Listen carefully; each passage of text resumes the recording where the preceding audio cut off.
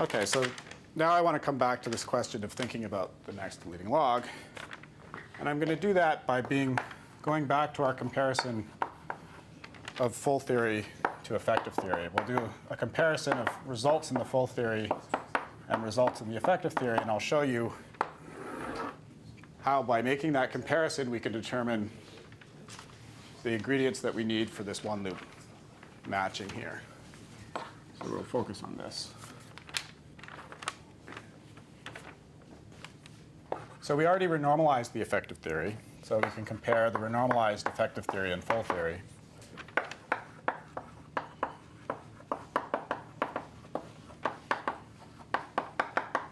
And that's the right way to proceed. So in our parlance of theory 1 and theory 2, the effective theory would be theory 2. We have to think about the full theory, which in our parlance would be theory 1. The full theory being the standard model here. We have to think about renormalizing that theory. But in the standard model, our calculation involves conserved currents. These are just the weak currents. And so there's actually no extra UV divergences associated to those currents. We just have coupling renormalization.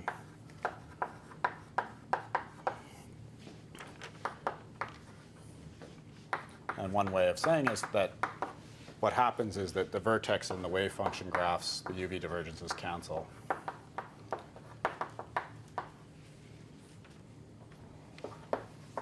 For the conserved current. So the result for the full theory will be some result that is independent of doesn't have any ultraviolet divergences.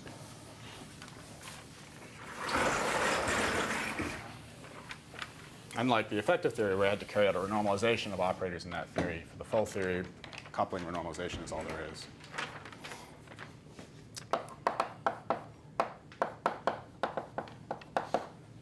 So let's draw the full theory graphs. My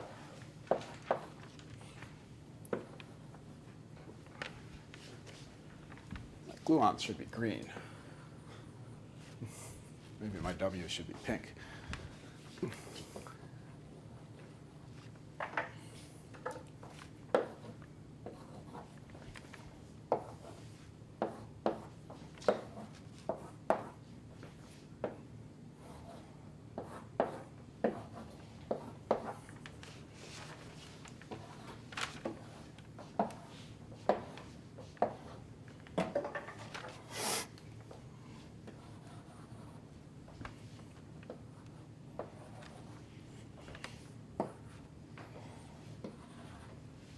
Six permutations.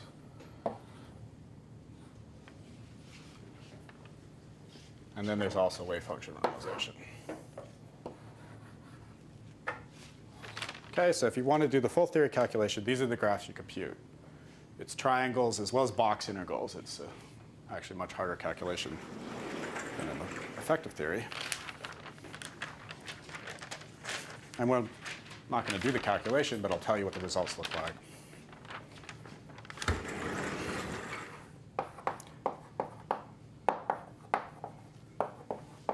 So let's start by thinking about the logs. And then we'll talk about the constants that are under the logs as well.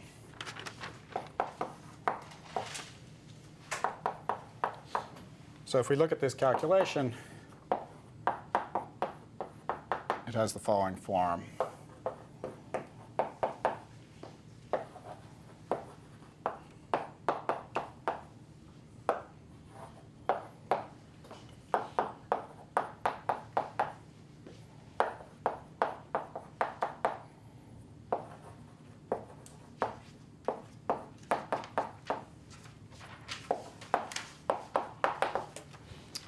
So there's S1, which was some spinors.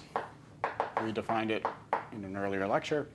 There's something involving a log, and it has a p squared. P squared was the off-shellness associated to these guys, and we regulated the infrared divergences with p squared.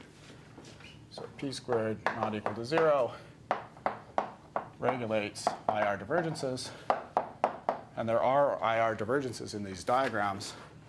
Even though I said they are UV finite, they're not finite in the infrared. And that's what leads to these logs of p squared.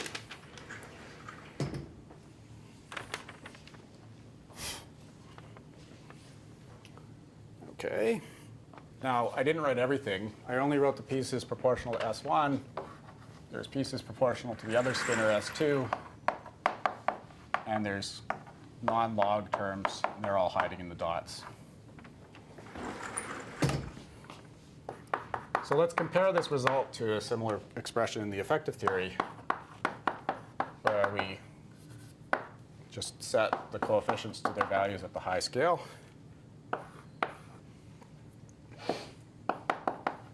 So then we have 1 for the coefficient times the one-loop matrix element of O1. And if we, which we wrote down earlier, and it looks kind of similar to this, but not exactly the same.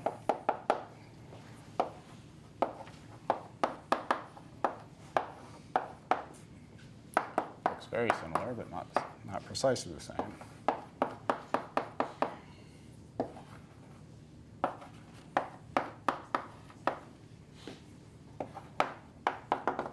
A similar statement applies to these guys here. OK, so the difference is really that instead of mw squared in this log, we have a mu squared. It's really the only difference for these terms.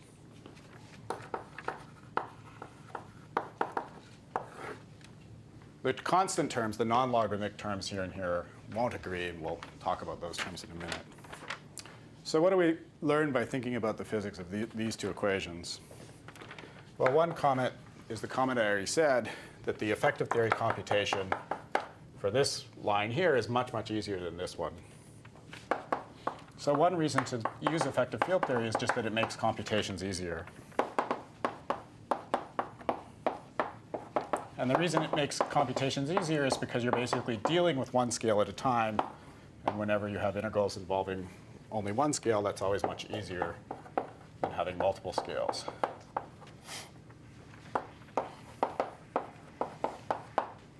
But if you want to encode all the physics of the full theory, you'll still have to do that calculation at some point as well. Although you may be able to do it in a simpler configuration to get off the information that you need.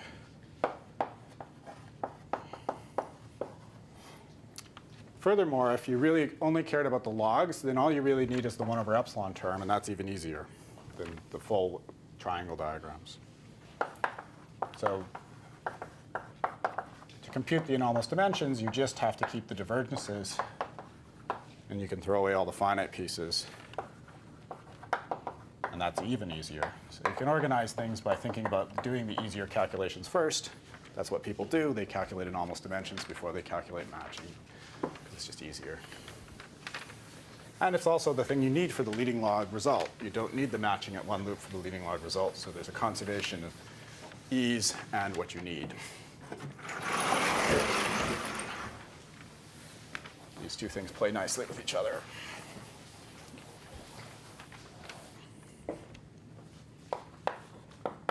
Second point, in the effective theory, you're supposed to think that MW goes to infinity. And that's why this thing doesn't know about MW, so how could it possibly get an MW? And so what happens is that MW gets replaced by the cutoff, which is mu here.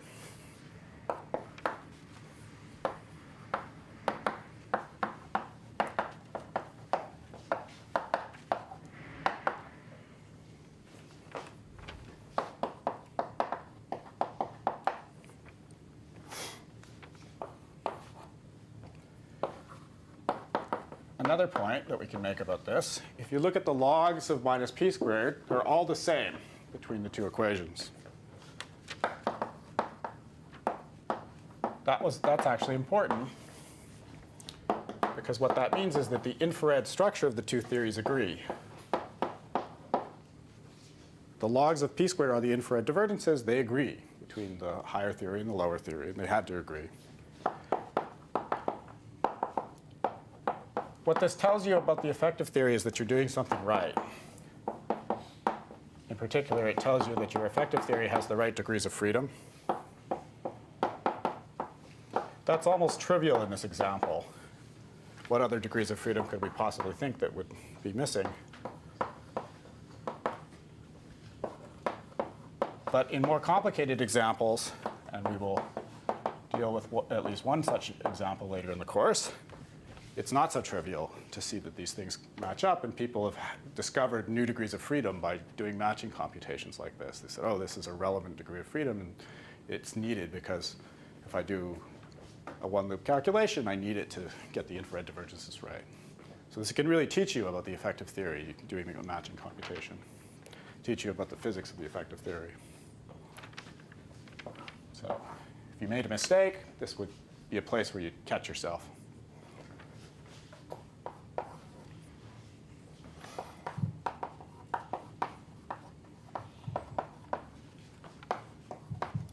So now you can, now that you've analyzed fully what the differences are, you can subtract them. You take the difference of the renormalized calculations, and that is what gives you one-loop matching. Just like we compared tree-level calculations to get tree-level matching, we compare one-loop calculations to one-loop matching.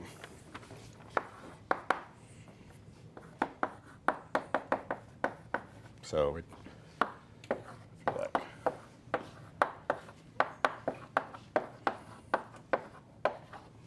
we would do that.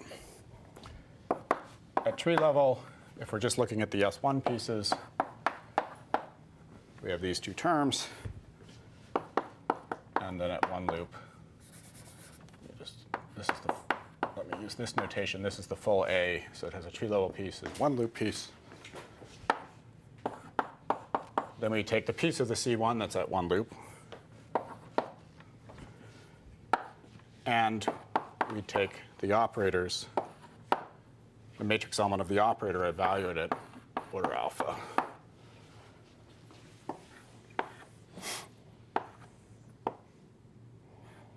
And then there's C2 terms. Let me just put dots.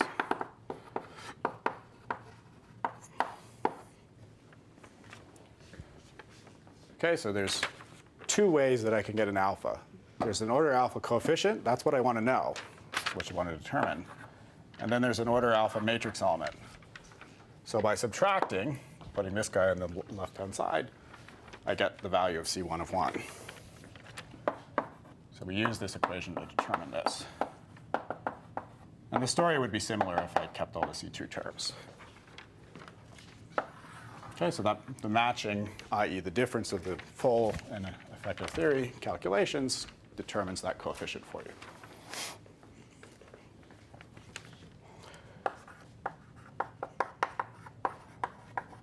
So the notation here is that we'd write the full coefficient as 1 plus C1 plus higher order terms, where this is order alpha.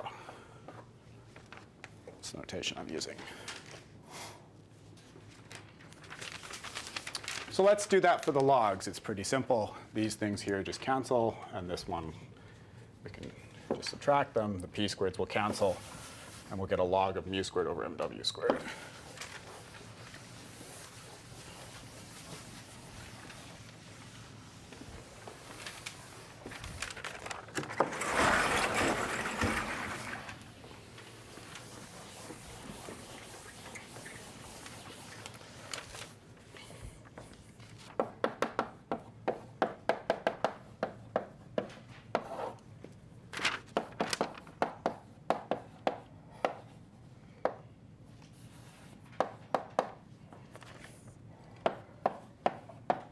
So just focusing on those terms that have an S1, rearranging the equation in the way I said, and then plugging in the values for the things that don't cancel.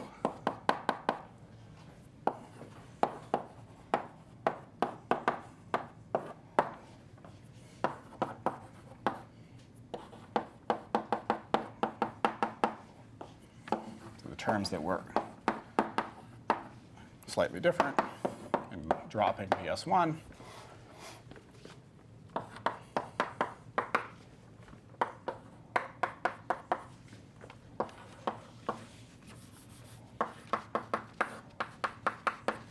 CF is 4/3. Casimir of the fundamental.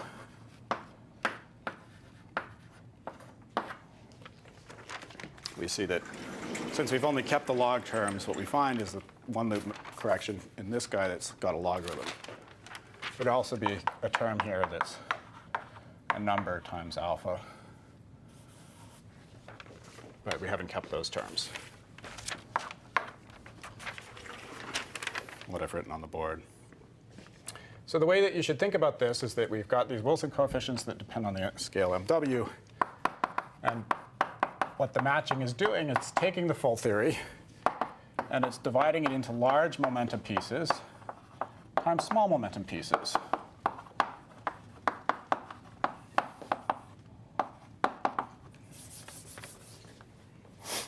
So large momentum pieces are in C, small momentum pieces are in the matrix element of the operator.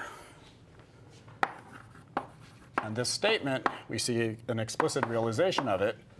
The full theory knows about high scale MW and the p squared. And we can write this as a split like this. The effective theory knows about p squared, doesn't know about MW squared. The Wilson coefficient knows about MW squared, doesn't know about p squared. The additional thing that they both know about is this scale mu, and that's providing a cutoff for where you split between large momentum and small momentum.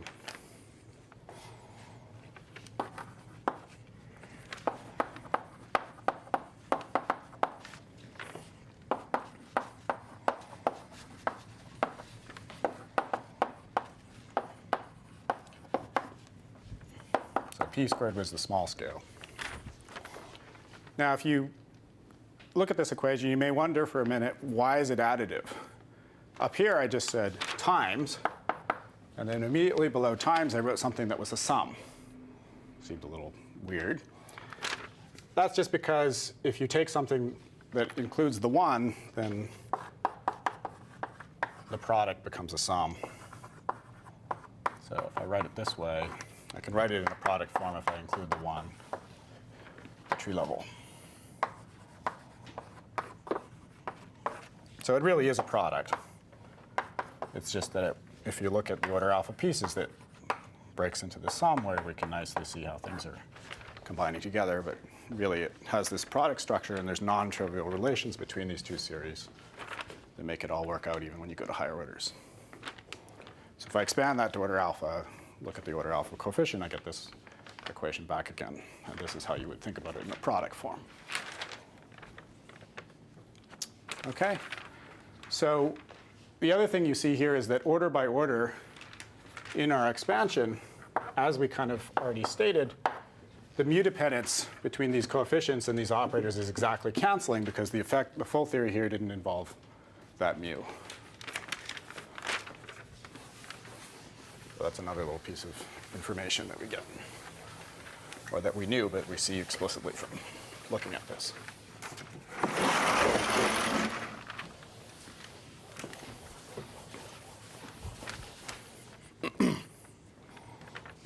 So I think if I'm counting right, this is comment number 5.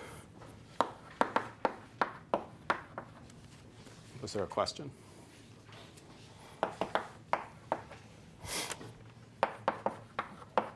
So not surprisingly, the cutoff dependence cancels in the product of C of mu, O of mu, because the cutoff is what we introduced to split up the physics of these two things. Now, if you look at that in a little more detail, it's actually only mu independent at the order and perturbation theory that you're working. You've worked at a fixed order in some expansion, and you shouldn't be surprised that everything you've derived is only true at that order. So if you stopped at one loop, then it's mu independent at order alpha s. What that technically means is that terms that are alpha s mu log mu cancel. The log mu here cancels, but there's mu dependence also here. And that mu dependence in the alpha is something that would be related to terms that are alpha squared log mu and that cancels at higher order. So some of the mu dependence cancels, some of the mu dependence doesn't cancel, and people actually use the fact that some of the mu dependence doesn't cancel as getting a handle on the higher order terms, as doing a kind of theory uncertainty.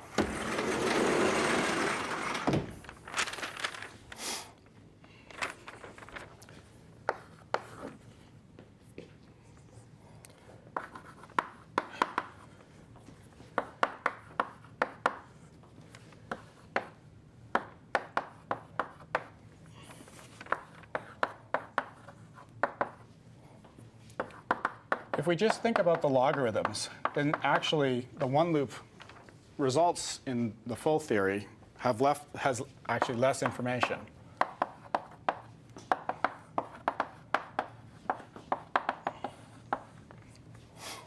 And the reason is that if you wanted to get higher order terms in this leading log series that we talked about, if you wanted to derive those from the full theory point of view, you'd have to do a two-loop computation.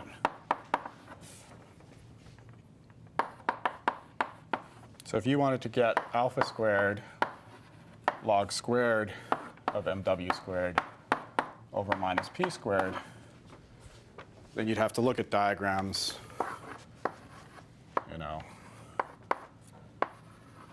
with two gluons. From the full theory point of view, that's what you'd have to do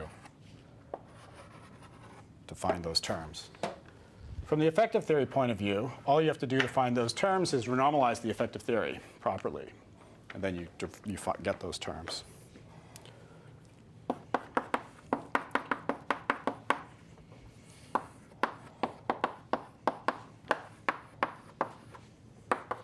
So we just needed the one loop anomalous dimension. So in that sense, the effective theory, because of the renormalization properties of the effective theory, knows something that the full theory doesn't know so easily. And that kind of shows you the advantage of taking something that's a constant, mw squared, and turning it into a scale. Because by turning it into a scale, you have the whole power of the renormalization group at your disposal to predict higher order things like the higher order coefficients. And that's one way of phrasing what the example is of splitting scales and going to the effective theory.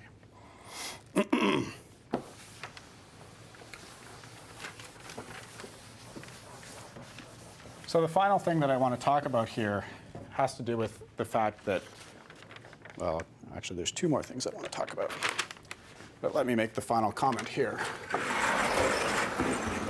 So the final comment I want to make in my list, which is number 7, has to do with scheme dependence. So scheme dependence means that we picked a renormalization scheme, ms bar, and we could have done the calculation in a different renormalization scheme.